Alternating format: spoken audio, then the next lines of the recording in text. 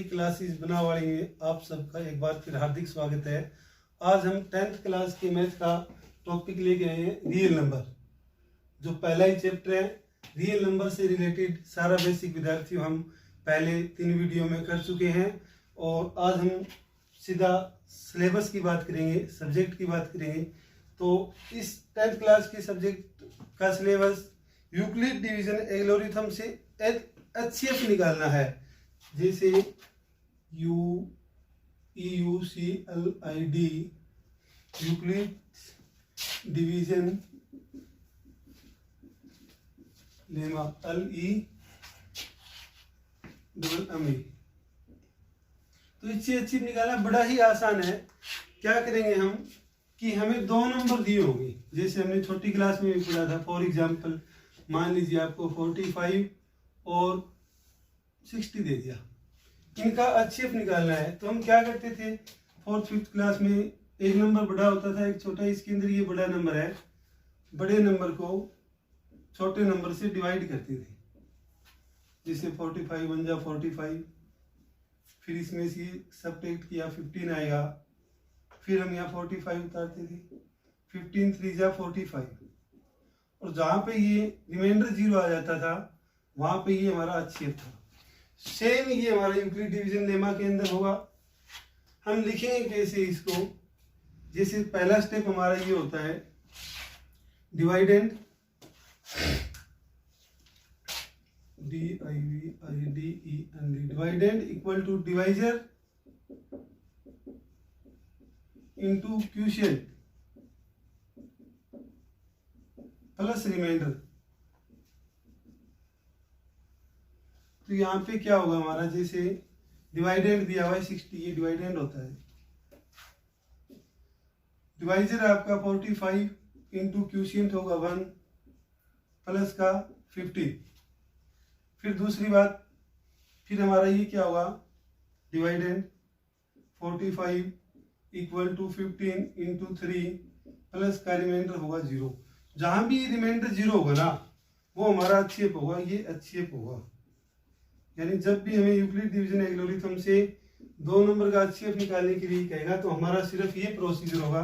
जैसे 60 equal to ये लिखा, या चाहें तो आप बता सकते हैं remainder not equal to 0, remainder 0 नहीं है। फिर हमने दूसरा स्टेप किया, यहां बता दें remainder equal to 0, remainder equal to 0, so HCF क्या आ गया हमारा 15 आ गया। जनरली हम इसको लिखते कैसे हैं विद्यार्थियों, यहाँ से सिर्फ आपको ये बताने की कोशिश की कि 2 नंबर दिए होंगे। ये 2 नंबर कुछ भी हो सकते हैं, एक नंबर बड़ा होगा और एक नंबर छोटा होगा।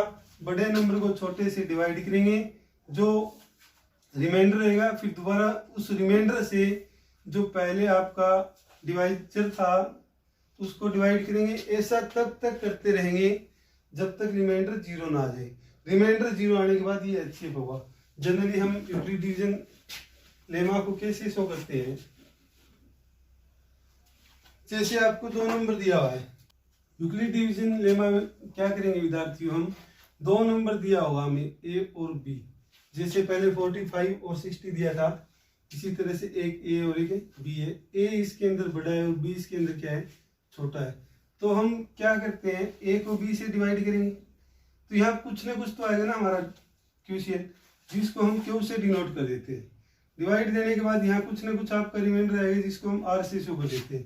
तो जनरली इसको क्या लिखते हैं, A इक्वल टू इन दोनों की प्रोडक्ट होती है BQ प्लस R। ये इस फॉर्म में ही कोई नंबर को लिखना अपना यूक्लिड डिवीजन लेमा कहलाता है। और इसके अंदर R की क्या कंडीशन होती है आपको पता है, R का मान हमेशा इससे छोटा होगा या 0 होगा या 0 से बड़ा होगा। तो यही हमने यहाँ कंडीशन बताई, R greater than equal to 0 और less than equal to B।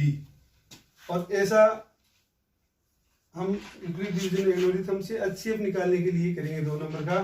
जहां पे ये हमारा रिमाइंडर 0 हो जाएगा वहां पे जो ये वैल्यू होगी आपकी, सॉरी ये वो HCF होगा। यानी जहां पे भी R 0 होगा तो ये वैल्यू है ये आपकी HCF होगी। जैसे हम एक्सरसाइज की बात करते हैं,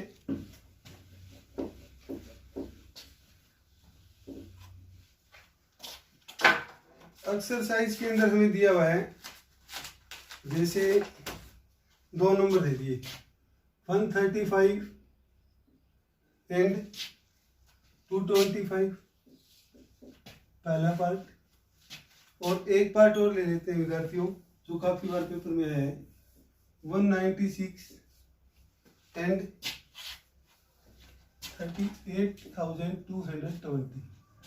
तो यहाँ से हम क्या करेंगे, यूक्लिड डिवीजन एल्गोरिथम से इनका HCF निकालना है। सेम वे यहाँ पर 225 को 135 से डिवाइड करेंगे।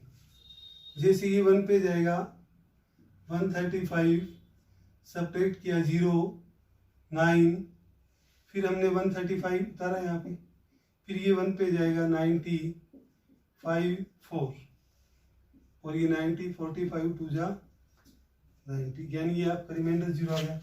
अब हम क्या करेंगे, इसको कैसे लिखते थे विद्यार्थियों, पहला पॉइंट हमारा ये होगा, यानी 225 इक्वल टू इन दोनों की प्रोडक्ट 135 प्लस का 1 प्लस का 90।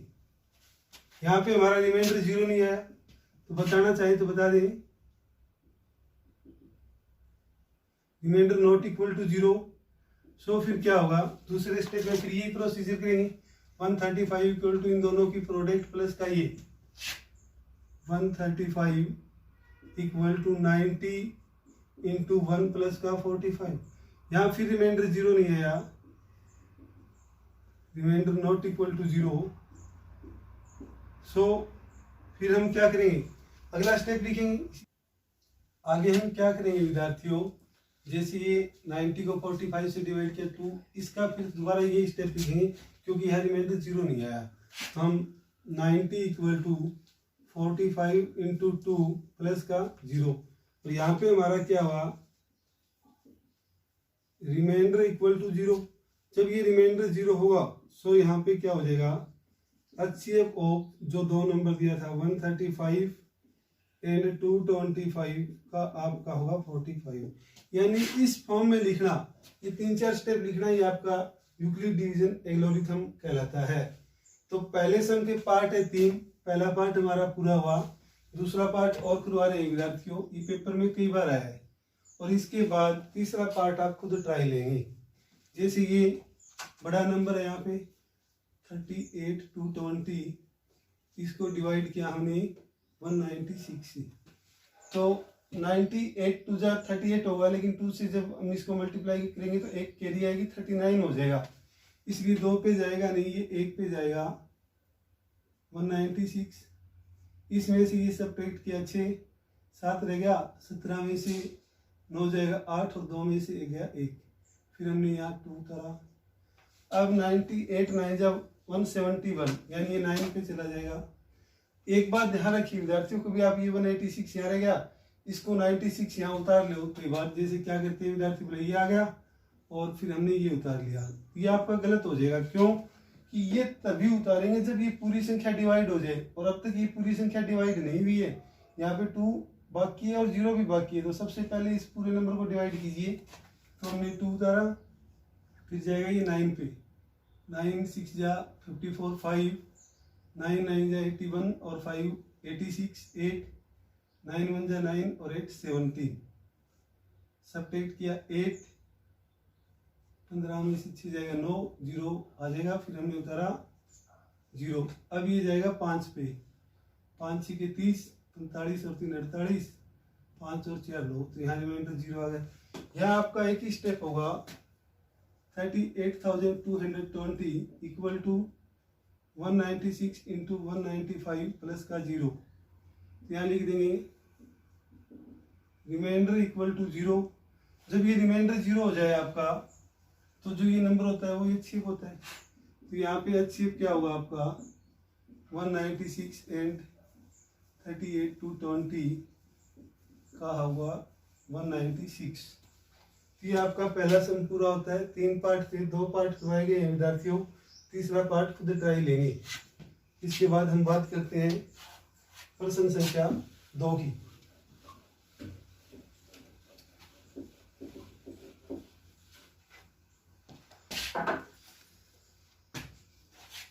प्रश्न संख्या 2 में सेकंड सम है विद्यार्थियों हमारा, show that any positive odd integer is of the form, कोई भी पॉजिटिव ऑड इंटीजर है वो इस फॉर्म में होगा 6q+1, 6q+3 और 6q+5, और where q is any integer. इस टाइप का कोई भी सम आ जाए, चाहे उसके अंदर एनी पॉजिटिव इंटीजर दिया हो या ऑड इंटीजर दिया हो, तो हम कैसे सॉल्व करेंगे इसको। जैसे सबसे पहले मान लेंगे let a be any positive integer, a be any positive integer,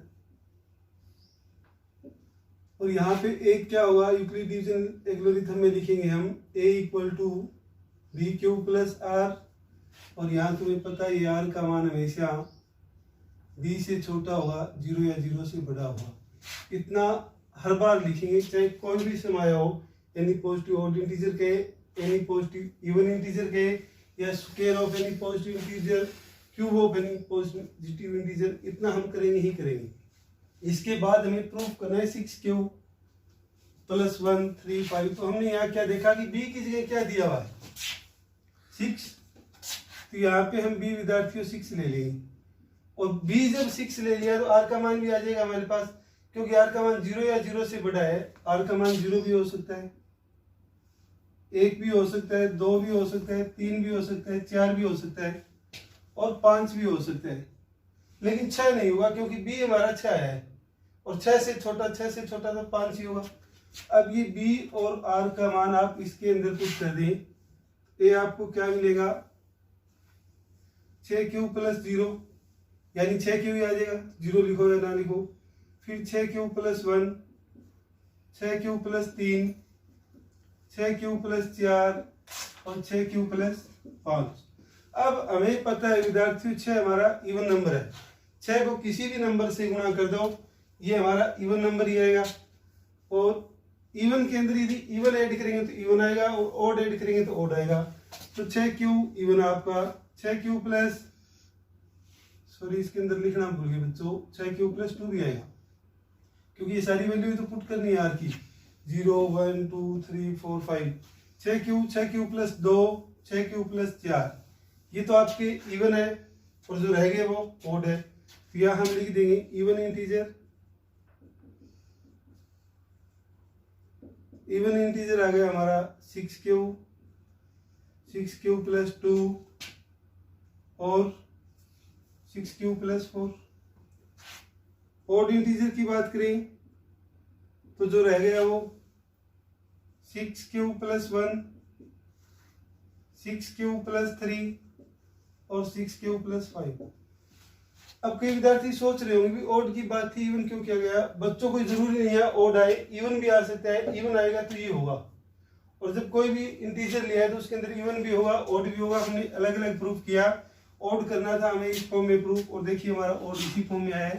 तो लास्ट में हम क्या लिखेंगे, hence proof that any positive integer, ये सेम लाइन पूरी लिख दें आगे, positive odd integer is of the form 6q+1 और 6q+3 और 6q+5, हेंस प्रूफ। और यदि यहाँ इवन आता तो हम ऑड की जगह इवन लिख देते, और फिर इवन की बात होती तो ये नंबर पूछता हमसे, तो यहाँ पे हम 6q और 6q+2 और 6q+4 कर देते। ये 2 सवाल हमारे पूरे होते हैं विद्यार्थियों एक्सरसाइज 1.1 के, और इससे रिलेटेड एग्जाम्पल आपकी बुक में दिए हुए, वो आप खुद ट्राई करेंगे, सॉल्व करेंगे, और बाकी के 3 सम रह गए हम कल करेंगे, और कल इस एक्सरसाइज को पूरा करेंगे। आज के लिए इतना ही, धन्यवाद।